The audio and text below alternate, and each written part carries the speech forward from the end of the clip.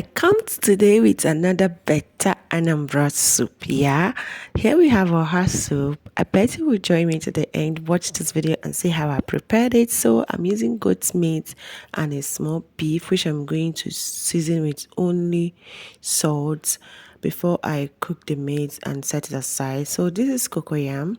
Yeah, I'm going to use it as a thickener, so I'm going to cook it until it becomes soft. Here I'm trying to test to see if it's already soft, which it is. Then I'll peel it off and pound it and keep it aside. Okay, yeah, when you're using cocoyam as a thickener, make sure you get, there's a particular type, we call it edore. That is the one that actually does the thickening work. You can pound it with a mortar, you can use a blender to blend it. All right. Okay, now getting the leaves ready. This is oha leaf, which I'm going to prepare. Take out the leaves from the stalk, slice it and keep it aside. The same thing I will do for ozaza leaf I'm going to be using. Now back to my meats. I'll add extra water. That will be enough for me to cook the soup, and I'll go ahead and get my stockfish, which I'm going to add, and again the dry fish I'll be using for the soup. Okay, I'll just add more water again because I felt the water will not be enough for my soup. Then it is now time. Remember that cocoyam? Yeah, it is time to add it. This is the thickener we are using for this soup. Okay, so I go ahead and add the cocoyam. Remember, I always say if you're not very conversant with this kind of soup, you might want to add it bit by bit so it doesn't make your soup become more thickened. Okay, now I go ahead and add some red oil, and this is ozaza seed. This is a main a spicy local spicy I'm going to be using for this soup, which I'll pound and add. And now I'm adding some fresh pepper and ogiri. This is ogirisi. We can also call it ogiribu.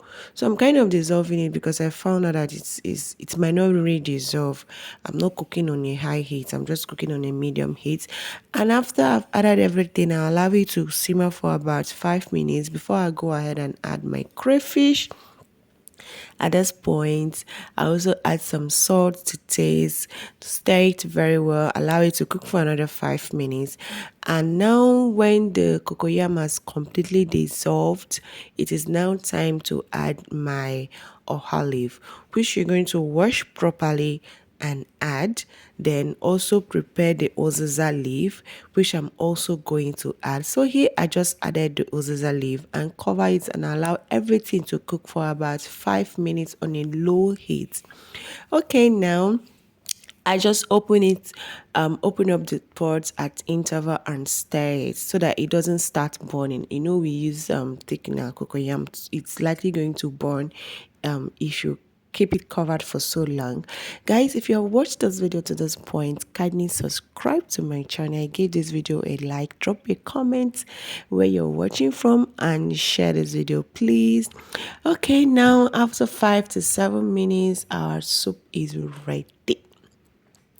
Soup is ready, and now it's time to dish out the soup. Yeah, this is a very delicious native delicacy. Every Igbo person enjoys this food. Now, can you tell me in the comment section what you would like, the swallow you would like to use to eat this soup? Fufu, gari? Tell me.